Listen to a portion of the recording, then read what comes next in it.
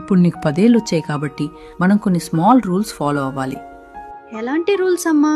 మొదటిది, నువ్వు ఏడవటం వల్ల అన్నీ సాల్వ్ కావు. ఏదైనా ప్రాబ్లం ఉంటే క్లియర్ది చెప్పాలి, ఏడ్చి సాధించకూడదు. That is called communication. రెండవది, నీ హోంవర్క్ నువ్వే చేసుకోవాలి, వేరే వాళ్ళ మీద డిపెండ్ అవ్వకూడదు. నీకేమైనా డౌట్స్ వస్తే హెల్ప్ అడగాలి. That is independence. మూడవది, బొమ్మలతో ఆడుకున్న తర్వాత వాటిని ఎక్కడ తీసావో అక్కడే పెట్టాలి. That is being organised. నాలుగవది, బ్యాడ్ వర్డ్స్ అస్సలు వాడకూడదు. That shows respect.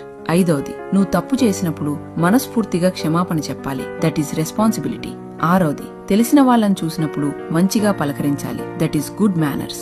ఏడవది, ఇంటి పనుల్లో అమ్మా నాన్నలకు ఇష్టంగా హెల్ప్ చేయాలి. That is sharing. ఎనిమిదవది, నీకు ఏదైనా అర్థం కాకపోయినా లేదా డౌట్ వచ్చినా మౌనంగా ఉండకుండా వెంటనే అడిగి తెలుసుకోవాలి. That is honesty. తొమ్మిదవది, కారణం లేకుండా కోప్పడ్డం, చిరాకు పడ్డం చెయ్యకూడదు. నీ ఎమోషన్స్ ని కంట్రోల్లో ఉంచుకోవాలి.